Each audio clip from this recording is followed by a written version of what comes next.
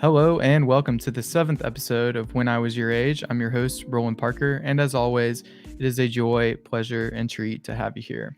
Today's guest is Bennett Smith. I'm really excited to talk with him about his field, which is kayaking and everything to do with whitewater sports. You've seen some of the clips that he shared. He does some pretty incredible things out there on the water. A little bit of housekeeping before we get into it with Bennett. Make sure you follow the Instagram at WIWYA pod. And thank you guys so much again for the support. I do like to update you as we are, building and going each week. So we are currently at 399 followers, which shout out to Fletcher Hare and his network for the support from last week's episode. So it's seen a lot of growth since then. Make sure that you send in your questions. If you've got something that you want me to ask a guest or bring up on the podcast, then I'd be happy to do that, get it integrated into our time. You can do that through DMs or email, and you can email us at wiwyapod@gmail.com. And without further ado, I'm going to go ahead and bring Bennett into the stream. It's Bennett, how are we doing today? How you feeling? Roland, good evening. I'm feeling good and just excited to catch up with you. How are you doing? Doing good, man. Doing good. I was excited to talk to you a little bit too because over the weekend, I went to a street vault, and it was Coach Spear who put it on. So I don't know if you remember, but Really? I just remember in pole vault practice him always talking about street vaults and going to them and how like cool they were and how important it was for Birmingham to have one. And he organized it and put on this event. It was in downtown Homewood, it kind of in front of Rosewood Hall. And I stopped by and talked to him for a bit, and then me and my wife went later after the kids went down. But it was so cool. I saw Witt jump 12-1. Really? Yes, still got it. He still got it. I didn't know that he was still pole vaulting, and that's crazy that you went there because I saw that online this weekend. And that was one of my biggest regrets when we did track together and I did pole vault is I never went to that street vault that Coach Spear always talked about. But that's cool that he brought it to Birmingham. Yeah, definitely so cool. Shout out to Chris Spear and Vulcan Vault. It was their inaugural year. We hope to see much more of that for years to come. So make sure to support that page and everything like that. So what about you? What are you up to, man? Well, I haven't pole vaulted in a long time, but I'm like maybe I should see if I still got it and go to the Vulcan vault next year. But recently, just this weekend, I got to go on a nice trip with my family down to Tampa. My sister is going to school there, so I got to go move her from her apartment to her new apartment. And then in general, I've just been working and then kayaking as much as possible and spending a lot of time with my wife Kathleen. What's been going on with you most recently past couple weeks? It's nice. So my wife and I have been getting ready for her younger sister's wedding. So I get my tux in it's a pretty soon here, so I need to try it on and see if I need to send it. So I've not used this service before, but it was what they were doing for their event, and you like put in like your measurements and everything. They send it to you a couple weeks before your event, and then you like try it on and you give them notes if you need to, or you just keep it as is and then you mail it back after you're done. So That's kind of cool. That's a good. I feel like it's always risky business renting a tux because you like don't a lot of times get to really try it on until like the day of. So that's good. Yeah, Good yeah, idea. Getting to try it on a couple weeks before. yeah, absolutely. We'll be going up to Knoxville for that in a couple weeks here. Super excited. Love the both of them. So shout out to Congrats. Elizabeth and Holland. I can't wait to party it up with you guys in a couple weeks. But yeah, Nice. that's kind of it for me. Working out, and it's a rinse and repeat. Yeah. Well, I am excited to hear that you guys are. We caught up a little bit before the show, and I'm glad to hear that you guys are enjoying Birmingham. And when you're up this way towards Chattanooga, we'll have to link up in person soon. So De- hit me up whenever y'all come through on the way to Knoxville, or when you're coming up here for work. Definitely, we'll have to do. All right. So I do want to say, if you don't already, make sure that you follow Bennett on Instagram at Bennett R Smith. We've got it thrown up on the visual there. You can see some very cool clips. With that, I do want to get into some of our traditional questions we like to ask. So Bennett, where are you from, and where do you currently live? We touched on it a little bit already, but love to hear that. Yes, so I am originally from Birmingham, um, the same place you. Well, when we met each other, we both lived in Birmingham. I Right. grew up there my whole life, and then moved to Chattanooga, Tennessee after college about 4 years ago, and currently reside here now, and I'm loving it. Nice. Good deal. And what do you do? So I think you could touch on maybe your day job, if you want to put it that way, and maybe the more the bigger piece of what we were hoping to talk about here. But what do you do for the folks who don't know you? Yes, well, I'm be excited to talk about all of it. So I graduated from Auburn, moved up to Chattanooga because we love Birmingham, but my wife and I came and like toured Chattanooga and just thought it was an awesome city where you could have a good career, but it's still close to a lot of outdoor activities. And so originally we moved up here kind of specifically for the city, and I worked in logistics in sales, but I knew I wanted to get into nonprofit. And so after being here for a couple of years, I I got a job at the American Heart Association as my full-time job. And so I do that Monday through Friday. It's a great mission. It's all about um, funding research for heart disease. It's the number one killer of all humans, and promoting a healthy lifestyle, which is kind of in line with what I'm passionate about. And then when I'm not working, I try to go kayak as much as possible. Um, and kind of keep my passion alive there, which it makes it really easy to do that in Chattanooga because it's kind of a city in the outdoors, really. Yeah, that's awesome. And I love what you said about the intersection of like those two passions about, doing what you love in being an advocate for physical health, and that goes hand in hand with being outside and being physically active. So I love that for you, and proud to know you for that. Yeah, So, thanks. so that's we employed this question last week, and I think it's really really crucial to the theme of the show, which is how old are you? With the thinking here is that when I first started the podcast, it was all about noticing people around me who were in similar stages of life that were doing impressive things. So to kind of round that out, how old are you? Just Yes, I'm 26 now, and I'm starting to have to. I'm not that old, but I'm starting to have to think about it. I'm like, I am 26, and yeah. so be 27 in November. Are you? We're in the same grade. Are you 26 right now? How old Yes, are you? yeah. I'm also 26. I'll be 27 in August, which is really strange to say and feel, because to me 27 is like miles closer to 30 Yeah. than 26 is for some reason. Um, but yeah, Well, it's strange to get to that point of like trying to remember how old you are, and recalling like am I still 25? Am I 26, or am I already 27 and I didn't know?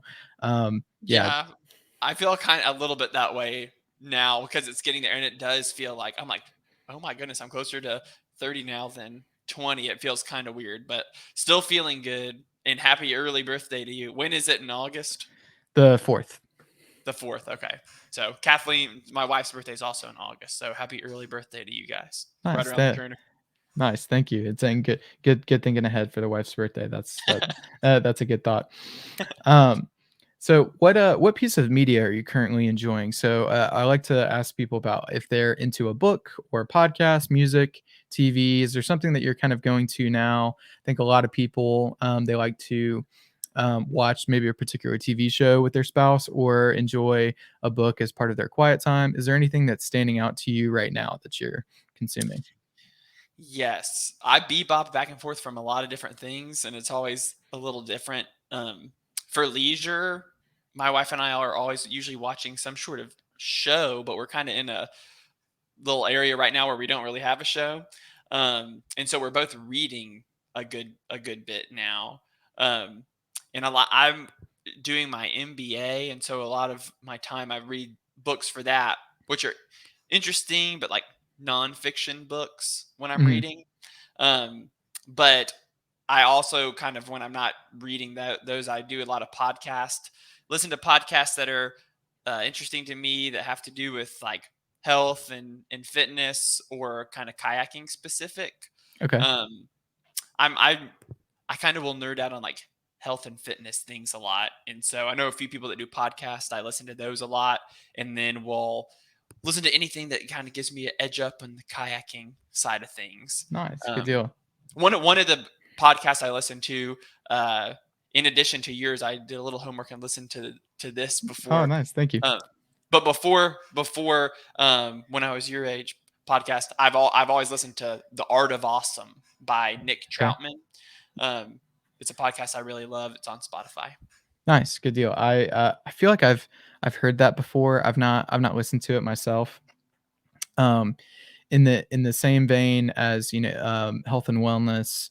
Um, I listened to the Huberman Lab for the first time to in the gym, and I think it has maybe a little bit of a bias towards like strength and like hypertrophy training. But this episode that I listened to was there was a lot of just general health and wellness advice. I think he had like a 6-part series that was going through lots of different aspects. So like um, so it talked a lot about like zone 2 running, and like breathing, and strength training and a lot of different stuff like that. But it was interesting. And I hadn't listened to it before. I just kind of jumped into it on a whim when I was at the gym today. Man, well, maybe this is my sign I should listen to that because I literally had someone send me uh, article by him yesterday about I done the sauna with someone at the gym, my friend, and I was asking him, I was like, "Where did you get this like this sauna protocol from?" And he was like, Huberman, and he sent me that article, and I was like, I need to. Then I started researching him. It sounded interesting, so I'll have to check out his podcast. Yeah, I think he has a lot of clout when it comes to like evidence-based fitness and just general like protocols and fitness plans and stuff like that. So shouts Cool. out to the Andrew Huberman. Um, so moving on to the next question, what's something that you might consider a luxurious necessity? And what I mean by that is maybe something that is integrated into your routine. You could probably physically do without, but it's something you look forward to, maybe in the morning or in the evening. For a lot of people, the example that I use is a cup of coffee. What is that to you? That's a good question and a unique question. I guess staying on theme, I would say, um, I like to kayak a lot, but having a actual kayak isn't a necessity. But kind of talking about being healthy, that's kind of the main way I choose to be healthy and get active is by using my kayak. And I would say that it's not a necessity, but it's a luxury. But I would say like focusing on your health is a pretty big necessity. Yeah. On the flip side, which you could do with just your own 2 feet, not a kayak. So Mhm. I also do drink coffee. So that's another one that might Nice. come There to you mind. go. Yeah, I would say definitely necessary if you want to do some actual kayaking, but I can appreciate what you said in that, there are other ways maybe to achieve fitness, but for that specific activity, yeah, I like that. I like that interpretation there. Yeah. Um, do you have any bits that you're doing? Example, that I'd give you is maybe like a running joke that you do. I'm trying to think of a good example. Um, one that my daughter has started doing, which is very funny, is that out of the when we're getting her out of the car seat, like opening the door to get her out, she will just pretend to be asleep, and we'll ask like, "Hey, are you sleeping?" And she'll kind of like look up and like go back down, and like her eyes are not all the way closed, but is still acting like she's asleep. So that's funny. How old is she? She's starting She the bits young. is that she's 2. Um, so we take her frequently to the childcare center at the gym, and so that she does that for me and my wife, which it's very funny that um, that she's like got an inside joke with herself. That's that's hilarious. Yeah, I don't think I have any ones that are as funny as that. But I guess something that happens a lot with my wife and I is I feel like we try to keep up on the latest lingo, like stuff that's kind of trendy, like Hmm. in high school. That like what's the new thing that like high schoolers are doing? You see it on social media, TikTok and stuff, and we like joke around about it and be like, "Oh, that's so goofy or something," and we'll just start saying it as a joke. But we say it so much like kidding around that Yeah, we actually start taking it like using it seriously. it gets Uh, integrated into your lexicon. Yeah, I've been yeah. there. I used I used swag ironically for a good while, and it just it happened to me where it just like solidifies itself in your vocabulary, and and it's like, oh wow, now I'm like saying this for real. Yes, that's an exact example. Kind of what I was gonna say is like there's the meme that you see a lot that it'll just be like, bruh, Mm, and so yes. we'll just start saying that as a joke, and then I count myself in like a serious situation, just being like at talking to someone who wouldn't know that I'm like kidding, and I just will just be like bruh or something, and then I'll Yeah. say that they don't know that I'm not Uh, being serious. I need to watch out with including these things in my lexicon. so yeah, I'm so sorry. There's a lot of context here. I don't mean to be insensitive by any means. It just came out. So please ignore me. Yeah. Oh yeah, that actually has happened. So that I would say that's the example. In general, is just accidentally, starting off making fun of something, and then it accidentally sliding into my vocabulary seriously. Yeah. No, that I've fallen victim to that for sure. Love that. Um, I love asking every guest this question, and I think at some point I will release the playlist, but I have been compiling them. Is given the opportunity to replace the national anthem with a song from your playlist, what would you go with? And tell me a little bit about that decision. Hmm, that's a interesting question. I would say like to be funny It's about a it. it's completely up to you. You could go super serious. You could go super funny. I personally kind of veer on the funny side of things for this Yeah. question. That's it because I love the vision. This is the mental cue that I go to for this question is if you were at a sporting event and it's over the intercom like, please rise for the national anthem. It's a gentlemen, remove your hats, put your hands over your heart, and then just whatever song comes on, like how funny would that situation be? And that's usually why I answer the way that I do. Okay. I would say, well, everyone loves the national anthem. I feel I love the national anthem, but sometimes it's like, oh man, we got to stand for the national anthem. It feels like kind of long. I think it'd be funny to have a really long song. Um, that's funny. And what comes to my mind is probably Freebird because Nice. it's Excellent. like I feel like that's a people kind of make fun of Freebird too because it's so long and it's like a Hmm. cliche like American song, but then also I think it's awesome. So it Yeah. could get you really hyped up for a sporting event as well. And it's long and it's kind of funny, but I feel like everyone kind of actually likes it a good bit. Yeah, So definitely. I think it could play into the hype because you the first like couple of minutes you'd be like, all right, this is dragging on, and then by the time we hit the solo, It's all right. All right, I'm kind of fired up for this now. I'm ready to run through a brick wall. So Yeah, that's how I feel whenever I listen to it. And then I feel like it would be widely accepted by yeah, everyone there. yeah, It's a classic. So it's a yeah, 100%. I think yeah, I think that's a great answer. So, and last question I like to kind of round it out before getting into the meat and potatoes of it all is how do we know each other? We touched on it a little bit, obviously. I kind of have in my head the first time that I met you. I'm interested to see what you remember or think of.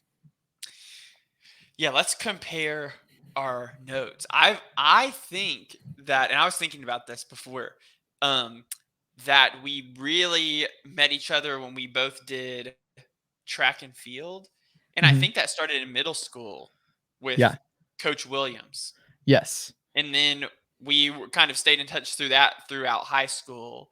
Um, but I believe that started Vestavia Hills High School and then Pizzitz Middle School when we did track. Is that what you had? Yeah, definitely. I think the first time that I met you, and obviously we got closer through track and we're more familiar with each other in that way. But the first time I remember seeing you in person was in English class in 6th grade when you had very long hair. Really? It was in I think the English teacher's name was Mrs. Moss. And Yes. We and were in Mrs. I don't Moss's class together. it's a yeah. And yeah, I don't remember a lot from that class, but I think in trying to bring it back of the first time that we would have met, I think that was it for me. Yeah, and I was a different person then. You were probably at the first day of school wondering, trying to figure out if I was a boy or a girl because my hair was like down past my shoulders. I got in trouble, had to cut it like because it was too long for the school dress Oh wow. code. But that is, I forgot that we were in Mrs. Moss's class, and I had actually forgotten about that, her as the teacher. So that's cool. I'm glad that we got to do that class together and then get closer through track. Yeah, absolutely. So we touched on pole vault a little bit. Did we do any other events together? I feel like pole vault would have been the main touchstone. You did hurdles, didn't you? Yes. And I remember that.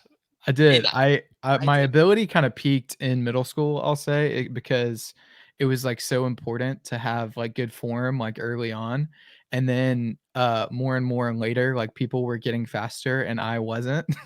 So, like, I had good form, but, like, I couldn't match it up with, like, just everybody else's, like, speed. So, I think I kinda often resorted to just, like, teaching some other people, like, "Hey, like, here's, like, kinda what we're doing and how you should step and stuff like that. But I found it rewarding in that in its own sense doing that. Yeah, no, maybe that's why I have the vivid memory of, because I think I like tried hurdles and maybe you were helping show me how to do it. Yeah. But really the only events that I did was pole vault and then some of the jump, like long jump, No, um, okay.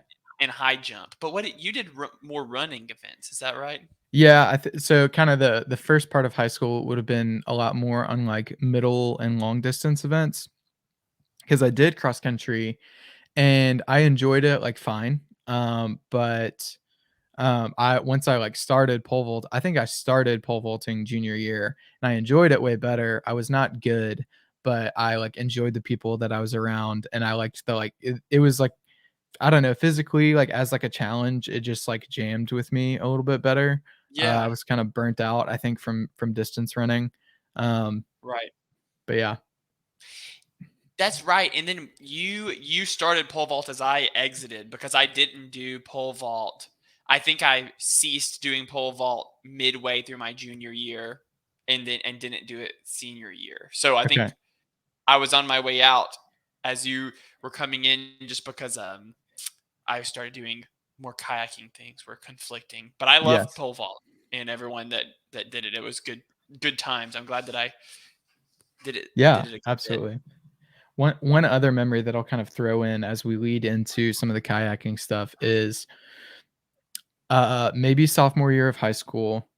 It was like it was the beginning of school, And I remember that you didn't come to school for like the first week and a half or so because you were off like competing.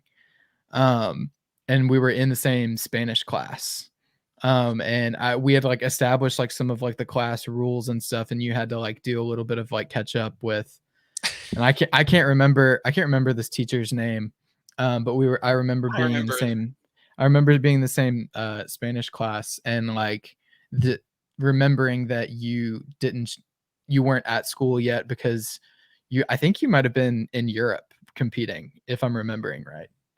Yes, and I remember that. I'm trying to remember our teacher's name. Um, Was it but yes, Phillips? Senora Phillips, maybe? yes, Okay. Senora Phillips, and she has blonde hair. I remember that now. I don't know where I would have been that year. I think that would have been like 2013, and I mean to talk about the kayaking. Basically, I had done it as a passion, and um, just kind of did it for fun around the southeast, and actually the world championships of whitewater kayaking, which I can explain a little bit more later. But the world championships of whitewater kayaking came to the U.S. In 2013 when I was in high school, and I was like, man, the world championships are coming just a few hours away in North Carolina. I should try my shot at qualifying for the team. And so then it kind of changed from just being just for fun to like I started competing, and then I surprised myself and got better, started doing good, and qualified for the U.S. team. And I had to miss the first set couple weeks for school, I believe. Yeah. That's okay. Yeah, no, it's coming back to me in that way. That's awesome to make that connection. Yeah, Well, that's kind of where it started, I guess. So nice. Okay. So well that actually leads very closely into my first question is how did you get started in the kayak world? So it seems like it just it wasn't super purposeful. You just kind of melded in that way. So how were you first introduced to the sport? so I know you know Davis Moores, Mhm. um, Yeah. my longtime friend and your friend. We all went to school together. We would always uh, hang out in middle school, and we were really big on doing like flips on the ground, gymnastics. We would make YouTube videos, like Yeah. I just remember. goofy, funny YouTube videos, and post them. And we would always be doing flips. That was kind of our thing, like parkour. And then he went off to camp and he did whitewater kayaking. And he came back and he was like, "We got to try this new crazy sport. It's awesome and fun." He'd always told me about it, but he really was like, "You need to try this. You would like it." And so I took a class with this local guy named Jeremy Adkins, and I absolutely loved it. Davis and I started going together around Alabama. Um, and then really shout out to our parents for we couldn't even drive at that point. That would take us around on the weekends. And then Jeremy, they would drop us off with Jeremy Adkins. Shout out to Jeremy Adkins, who really taught us, and then would kind of bring us along with him to kayak around Alabama. And so that's how we started. Was just doing it for fun on the weekends, and then I started thinking maybe I could start looking at this like track and field and and compete like how they have track meets, like there's kayaking competitions, and so Yeah. started going to some of those. Yeah, that's awesome. I I th I I really admire you for doing that because I think for me, any sport, maybe outside of, a school, like, sanctioned activity, the more traditional ones, I thought of that as, not accessible, and I remember thinking about that I love, ultimate Yeah. and I remember thinking kinda at some point pretty late in high school thinking like, as much as I, have loved, like, track, I wish that I had gotten into something outside of school too, just because I think I would have pursued it in a different kind of way, but obviously I loved like the structure of like a school sport like that, but I always really admired you pursuing that of your own accord, um, it's like going out to try something, like, not because it was an eighth period like credit to do. It was like, it's a, hey, I'm passionate about this. I'm gonna go out and like make it happen. So what was that's a how was it regulating like your motivation for that? Did it come pretty easy because you were just that passionate about it, or were there times where you had to like get yourself up and pack up the gear and make it happen? That's such a good question. And I can completely relate with that because like going to track, I don't know how you felt, but some days it'd be like, oh man, I gotta go to practice. But then it would always be like your friends were there or you were doing it with other people, which adds just so much to the motivation. And it's Mhm. like a competitive environment because with pole vault, it's like Wit got 12-1. Well, can I, do that? And then we would, go back and forth. Yeah. Um, but with kayaking, when I first started, it was kind of Davis and I's thing that we would do together, but it wasn't every weekend that like his parents would be able to drive us 2 hours away to go kayaking. So it was like really frustrating because it wasn't very accessible. There wasn't a place that we could just go in our backyard in Mhm. Vestavia. Um, but I met some other people that were like similar age in the sport around the state. And once I started linking up with them, um, when Davis and I started doing it, that made it always easy to keep motivation because you were doing it with someone else. Doing things alone, I agree, it's really hard to stay motivated. And there have been some like periods between then and now where um, I had been going out to train on my lonesome, basically, Mhm. because of where I lived or whatever. And it definitely makes it not nearly as fun. And so, I Right. definitely in college, there were some times when I was training for the world championships where I lost a little bit of my excitement for it because I was like, I'm just going out here alone to train. And so I kind of had to rethink some things. But um, it's definitely more fun when you have other people to push you and do it with. Yeah, 100%. That community element is so important for just the way that you relate to the activity, and also you mentioned the competitive aspect of like going back and forth with a training partner. It pushes you to do maybe a little bit further than I know for me, I can often just settle into like the ability that I'm at and be like, like this is pretty good. Maybe most people can't do this, or I feel pretty good about doing this. But then seeing somebody immediately next to you doing slightly better or a lot better, just it's like, ooh, this is lighting a fire in me. So, um, that's Yeah. that's really cool. And I've learned a lot through that because I'm like, okay, if I'm going to the gym, for example, now doing a new little regimen that I'm doing, well, I'm losing motivation. I'm like, well, how can I add some spice? And it's like, well, maybe I can try to sync up with another friend who's doing a workout, who has a workout plan. And it just seems like I've learned over the years through kayaking, really, that just having another person to get kind of feed off of makes it more fun and Mhm. make you push yourself harder. Yeah, 100%. I totally relate to that. So getting a little bit into the sport of kayaking and everything to do with whitewater. What does competing look like? Because I think a lot of people will not have a good mental picture of what that is. What are the events? What are the different avenues in which you can compete? And also maybe touch on what does it look like to register for these things? What are the crowds like? Because I think that's something that people won't have a lot of experience, in seeing. So what was your experience like?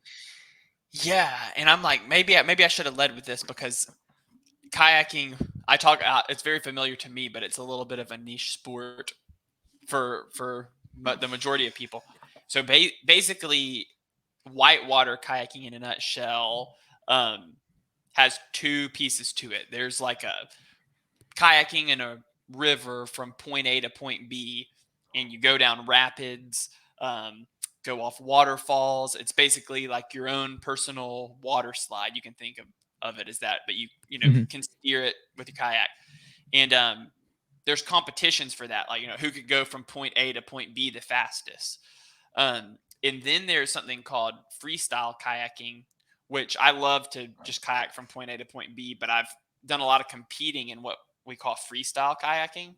Okay. And it's basically you put yourself in this small kayak and surf in a stationary river wave. Like there's a lot of viral videos of people surfing on surfboards in just Yeah. stationary river waves. You basically surf in a rapid like you're surfing in the ocean, and you can do tricks in your kayak. And there's competitions where you basically try to do as many tricks as possible in the rapid in 1 minute or 45 seconds. And so um, it's very niche sport. So there's not that many people who do it as their full-time job. Um, but it's a great community of people from all walks of life uh, that kayak just for the fun of it, and then also that compete. And actually, the World Championships are going to be in Columbus, Georgia, Oh, uh, nice. this October. So the World Championships for freestyle kayaking, where you do the flips and tricks, will be in Columbus, Georgia. And I expect there to be a pretty big crowd there. That's the one event that's kind of like a true sporting event. Like there's thousands of people there. There's a big screen, and people from all over the world come.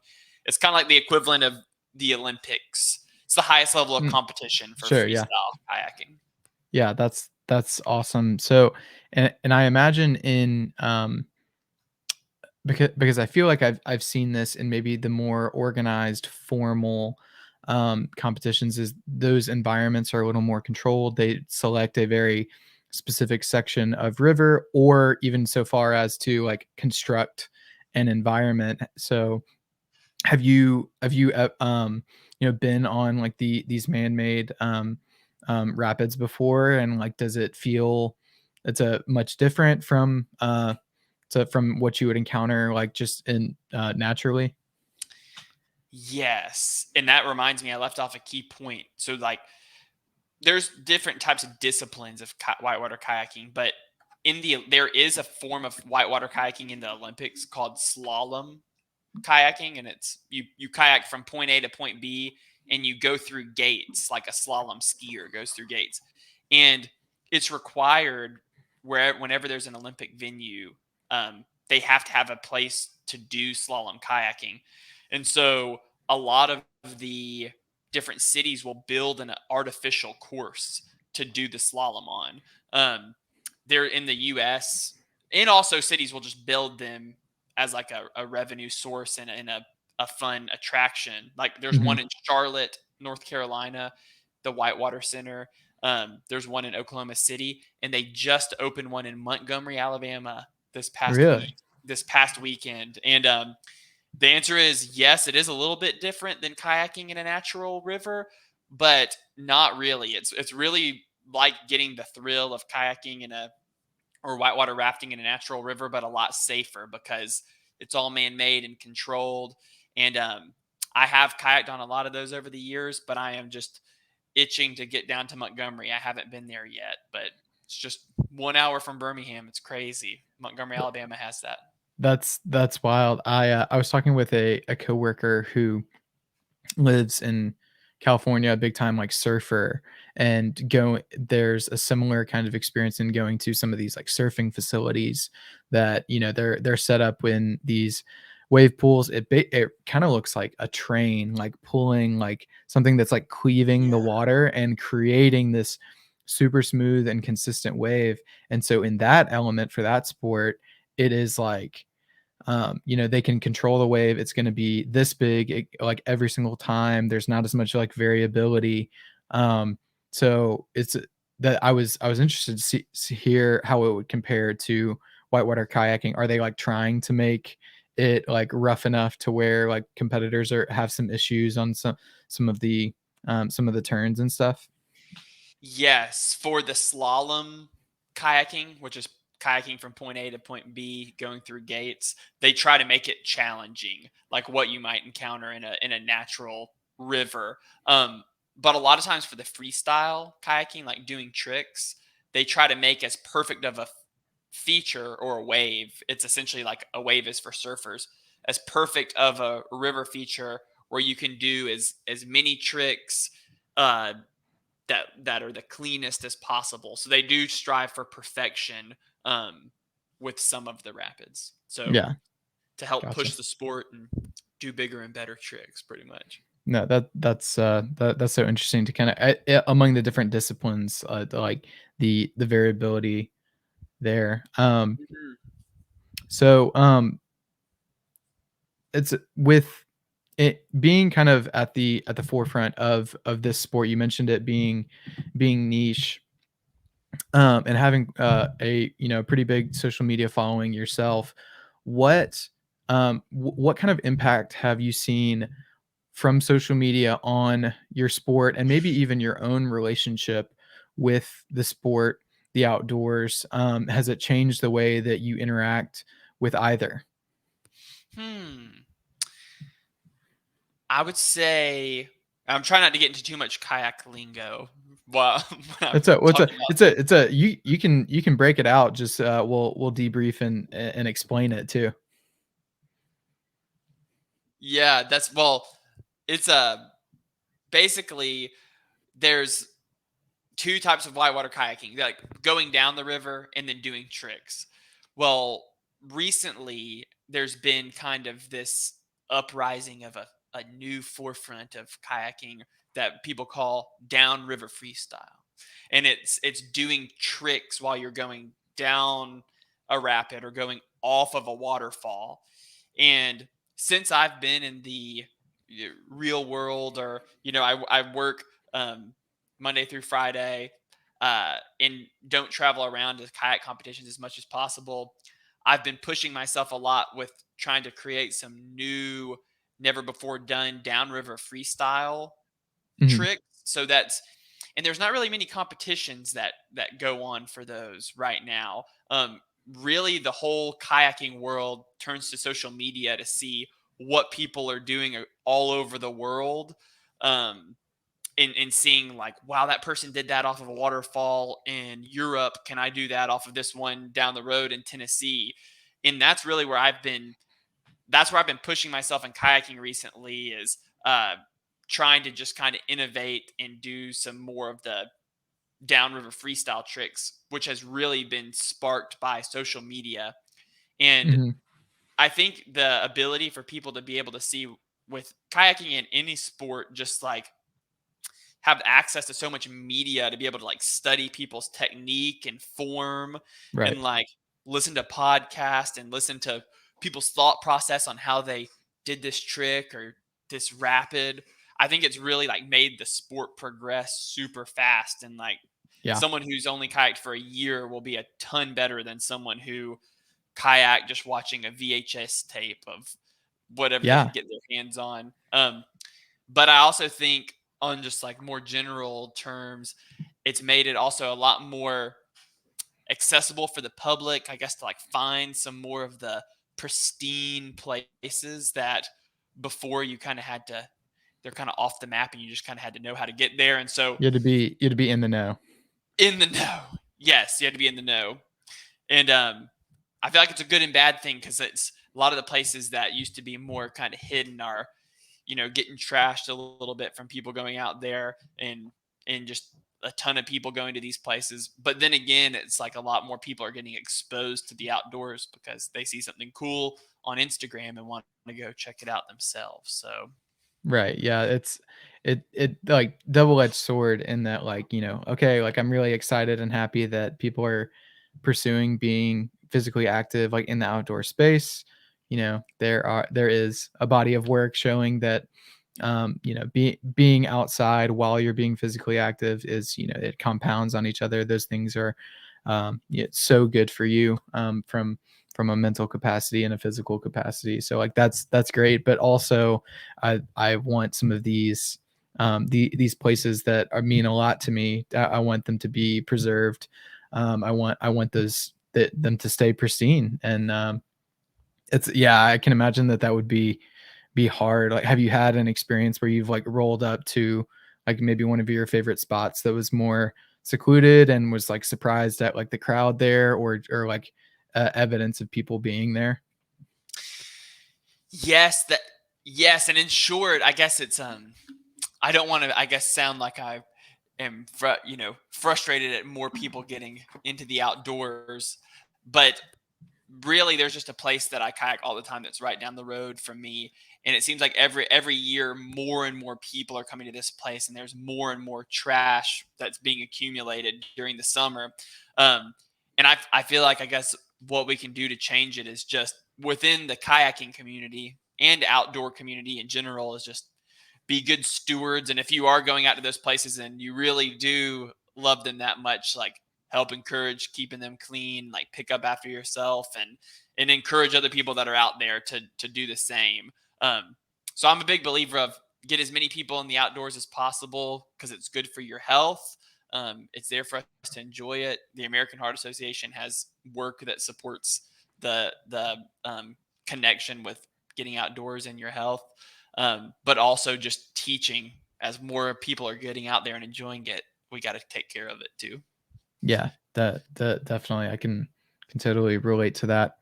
Um, so you've mentioned your you have your relationship with the American Heart Association, and that there was a bit that feel like I'm remembering about maybe why that is so important to you. So could you tell me um it's how you first got involved with the American Heart Association, and why that was an important connection for you?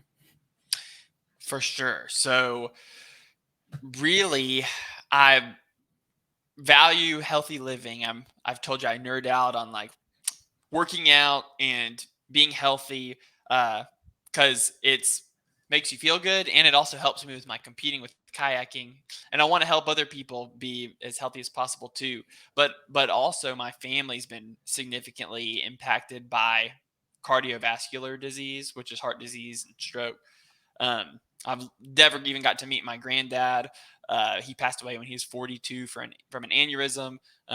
Both of my grandmothers have had some issues with cardiovascular disease, and just a lot of people have been affected. And it's hard to find a family that hasn't been affected. It's the number one Right. killer across the nation. And so I just reading up on the American Heart Association and seeing the big positive impact they make on really addressing one of our nation's biggest health concerns, which is just cardiovascular disease. Um, I just saw it as a way to make a positive impact, and just know that everything I was doing each day, even though it's really hard work, was going towards a noble cause. So I saw the job description, did some research, and applied, and just worked as hard as I could to have a good interview, and from there the rest is history, and loved it so far.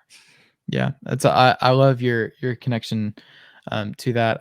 You mentioned um, not getting to meet one of your grandfathers. I also did not get to meet one of my grandfathers. He had a heart attack when my dad was 15 or 16.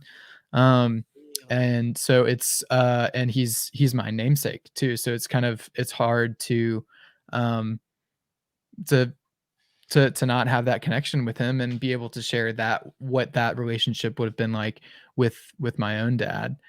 So it's hard when you see that impacting so many like other families in the same way. Man, I did Um, not know that. yeah, Yeah. and it's I mean it's like you mentioned it's you'd be hard pressed to find a family that's not impacted in some way. Um, and it's yeah, it's a it be hearing you having a similar experience, not obviously not reassuring. I don't root for anybody to have that same experience, but it's comforting in a way to know that someone it has had a similar experience like that. Yeah. Um, yeah, it's hard. Do you find yourself longing for it's what that relationship might have been like, or or anything like that? I guess I had never really dwelled on it too much until recent years because I had such a great relationship with my other grandfather, um, who he passed away from cardiovascular disease, but he lived till he's 86. So we got to have a great relationship. And really my mother's stepdad ultimately ended up being what I knew as my other grandfather, which I didn't even realize till I was older that that didn't put two and two together that he wasn't Hmm. my biological grandfather. And so yeah, as I've gotten older, I have longed to be like, man, what would it have been like if he was around?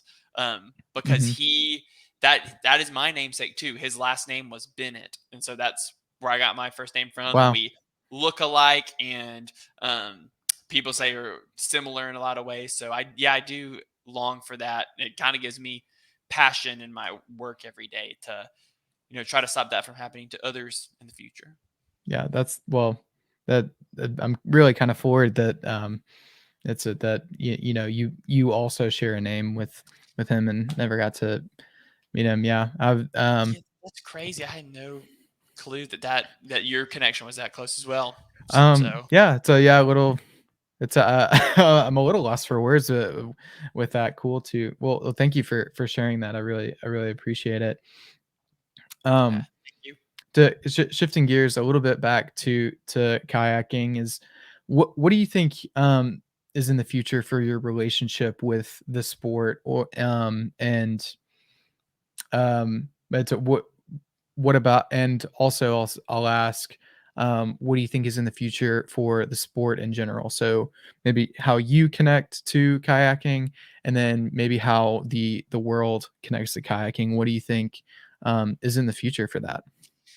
That's a great question. In recent years, I used to travel around and go to competitions every summer in Colorado, and then I would go to the World Championships every couple of years. I would be in a foreign country, but since I've gotten married, moved to Chattanooga, work at the American Heart Association, it's all been incredible things. The last World Championships that I went to, it was just a lot to travel around to train, and then the actual travel to a foreign country. Um, it was just a lot that I had on my plate. I felt like I was spreading myself too thin, and so I think I've taken a step back a bit from traveling around as much as I have done in the past, Hmm. and really focused on just getting back to the basics of just loving kayaking for it being fun, getting to do it here in my backyard. It's such an incredible area in eastern Tennessee to be able to get out there, and then just kind of competing for fun when my schedule allows. So the World Championships are in Columbus, Georgia, and I had to go for that one because it's just 3 hours away, and so I'll do that one, and then just kind of kayak for fun and do some local competitions um, and just compete when I'm able to. But as far as the sport in general, um, there's a lot more publicity going about because there's a lot more whitewater parks popping up all over the U.S. and the world, like the one that was just built in Montgomery. So I think there is a lot more action, kind of, and a lot more eyes being put on whitewater kayaking. Hmm. There's some new disciplines that are going to potentially be in the Olympics in the near future, and so I see the sport continuing to grow, and I really kind of on the fringe end of the sport see the downriver freestyle that I mentioned becoming Right. a bigger part of it. So doing some of the crazy flips and tricks off of waterfalls, a lot that you see on my Instagram. Hmm. I think that'll continue to be a bigger part of the sport, uh, and there might be some more competitions around that in the future. Yeah. That's I just kind of thought of what that reminds me of, and it makes me think of like snowboarding, like half pipe tricks, in that you are going it's a down a length, and it probably not as long as what you would be kayaking, but you have so much time to accumulate your points by doing your tricks. And it that it just kind of stuck out at me that like that maybe the format would be similar to that. Maybe it would look way different. It would be focused more on like a time element. That's so yeah. Yeah, that's It's a a good. I That's good. That's a good thought. I've thought of that too, and that's maybe I'll work to head up something like that in the future. There've been a couple attempts in the past, and everyone loved it, but there just hasn't been something like the X Games or anything that's picked up a downriver freestyle kayaking event yet. yeah. So well that's I feel like there's a lot that you need to control with like are you putting like judges at each of these designated jump spots and like how is your scoring affecting your time? Is time an element that you're looking at?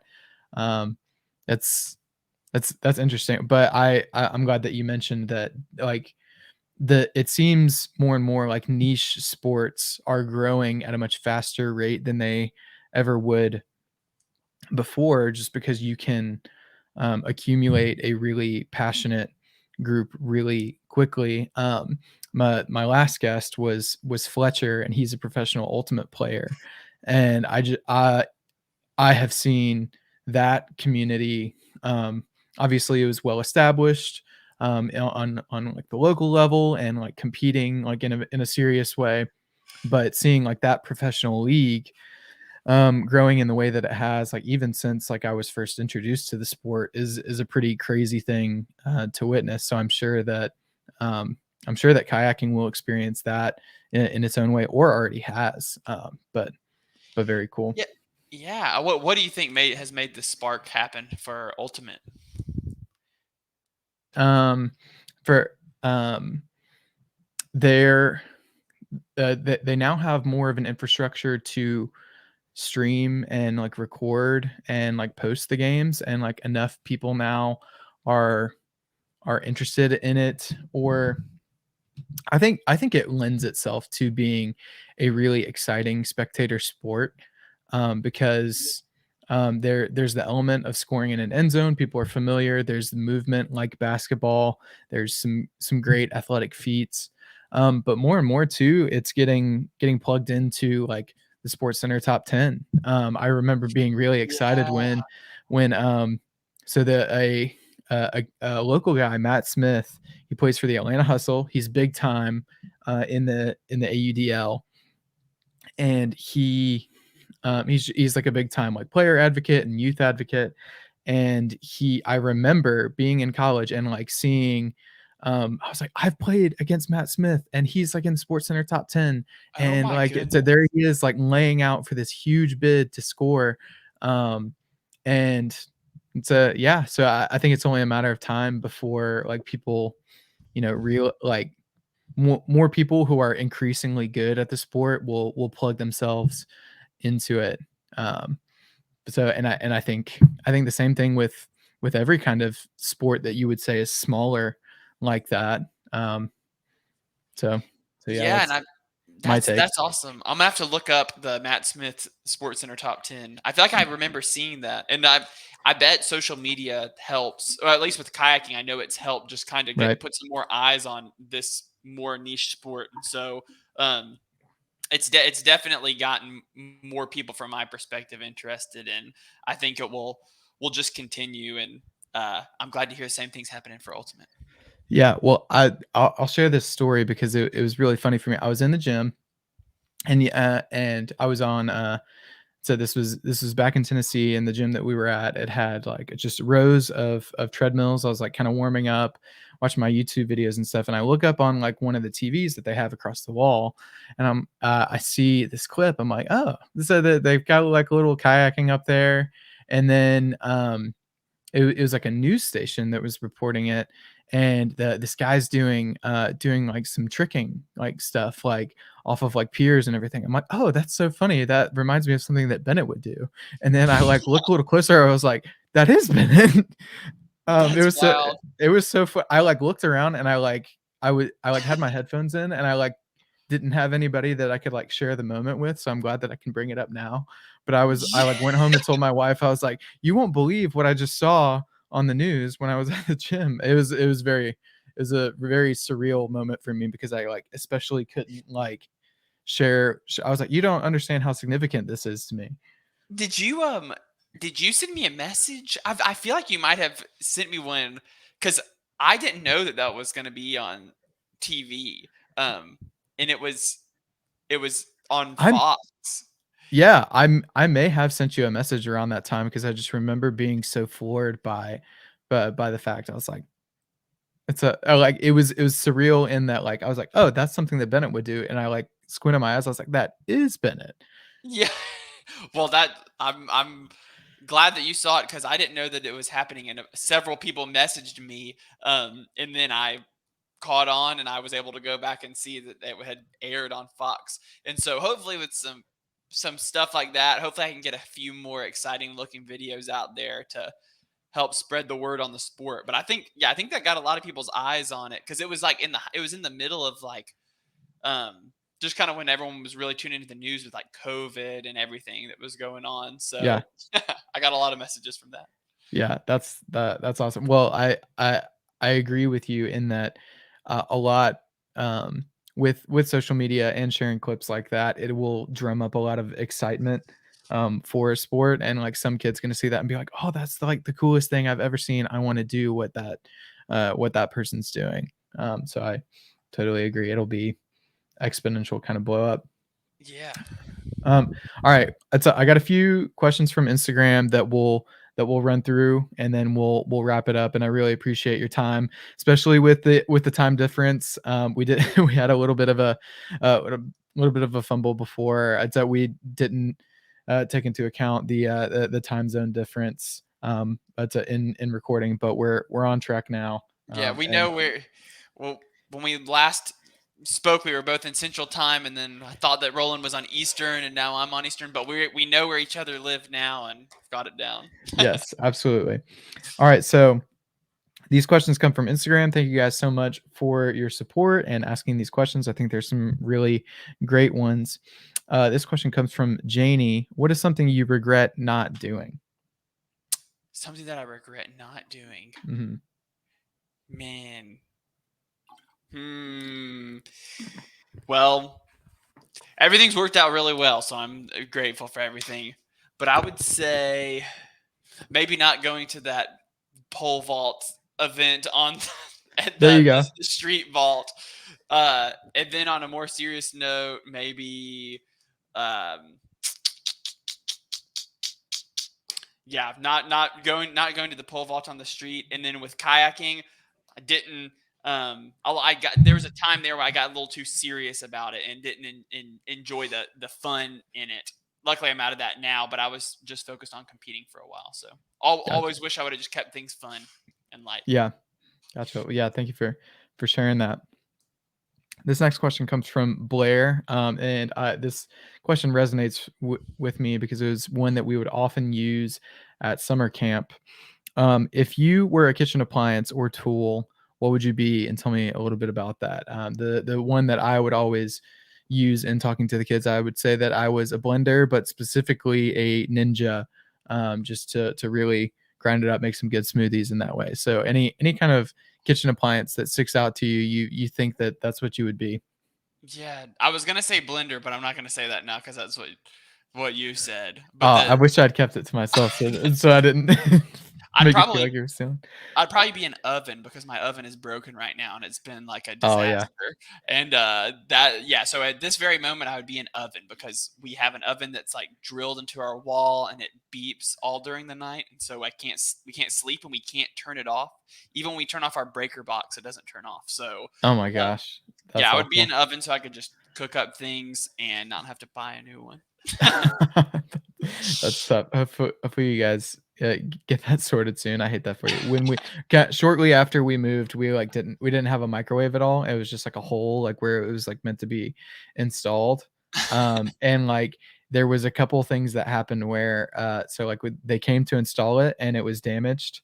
And then like after that, they like never came back and we had to call them and like get them to bring a new one. So it was like a much longer period of time that we were anticipating without a microwave. Um, so Well, I it can was relate. That's tough. it's I'm sorry you had to go through that. it's a no, it's okay. And well, I would much rather have a functional oven So so I think we got the better end of that. Um, so this question comes from Tom. What is something that you're proud of? Something that I'm proud of. Hmm. Well, talking about all of the kayaking stuff and everything, really, really what I'm most proud of is things just setting up things to where uh, I'm able to get to hang out with people that are really important to me, like my family, my wife, our dogs, which is the most important thing to me in my life, and then also have a career that makes an impact. Um, but but still get to kayak regularly is kind of exercise, and the way that really makes that work is Chattanooga. I love Chattanooga because it makes it possible to do all those things and have kayaking just 10 minutes from my house. And so I guess I'm proud to live in Chattanooga, really, and proud to get to do all of those awesome things. Yeah, that's awesome. Great answer there. And last question. This comes from William, from Vestavia, William Johnson. So, and Oh, shout out to William for this one. Coke or Pepsi? Why? William, what's up? I would say, geez, I don't know why I'm having the hardest time answering these questions. Um, Probably Coke because the Coca-Cola bottling company started in Chattanooga. So, Oh, I didn't know that. Yeah, I figured it's being not so far from Atlanta that Chattanooga would very much be a Coke town. Um, but but I didn't know that. yeah, but I mean, I like Pepsi too. But I like the way Coke tastes really good too. So I Yeah. probably have to say that if I had to choose. Yeah, it's a there you go. I see the value in both. I can appreciate them. I think if I had to pick, I'd probably go Coke. If maybe I don't know. Yeah, but there's all the new news about the Diet Coke with the aspartame, how it's officially a carcinogen. So I'm gonna have to read up more on Yeah, what that looks like because it's not. Yeah, I got to decide on if I'm gonna drink diet drinks from here on out or not. yeah. I saw that that's been in my TikTok feed a little bit, and um, my interpretation of one of the guys who broke it down, he was saying that the the classification of, like, what they were considering it for, it went from, like, "We have no way to know," to, like, "Maybe it could be," to, like, "Maybe it could be." So, like, that was the it went from that kind of, like, very vague, like, it's a kind of unprovable to, like, it probably could be, and even, like, some of the things that, like, also fall in that class were, like, not as were, like, pretty benign, and like a lot of people consume them on the regular. Um, Hmm. so like I think the headline was, I don't know if I would go so far as to call it misleading because I'm not as familiar with the nuances of, the diet and nutrition and anything like that. But that was the way it was coming across to me, the way that this guy was interpreting it and looking at it. But I'm sure that there are so many more factors there. I will enjoy a diet beverage here and there. I will probably get my caffeine from coffee, Yeah. most of the time anyway. So that I think that will, yeah. Me too. Well, I might have to dig a little deeper because all I've really has read the headlines myself. So, but that makes me feel a bit better. So maybe I can sleep good tonight because I've had a couple of diet drinks in the past. Nice. Yeah, it'll I think the biggest thing with that is like the the poison is in the dosage, and like I guess the amount and duration of exposure. That's what I try to tell myself with most everything anyway, um, True. but it's hard when like so many headlines are like this could be terrible for you. This will turn your eyeballs inside out, and it's like, oh man. But but I love the way Red 40 tastes. Yeah, Anything with red 40, man. it's it's a yeah, exactly. All All right. right. Well, Bennett, thank you so much for your time. I really appreciate you sitting down to do this despite the time difference and talking through anything and everything, kayaking, to your relationship with cardiovascular disease and everything. It's been so great to chat and talk it up with you. Yeah, man. Thank you so much for having me on here. I think it's awesome what you're getting to do with the podcast, and I'm excited to keep watching this grow like ultimate and whitewater kayaking and looking forward to keeping in touch throughout the whole process. So, thanks for having me on. Yeah, absolutely. Good to do it. Well, that is going to conclude this episode of When I Was Your Age. We really appreciate you joining, and we'll see you in the next one.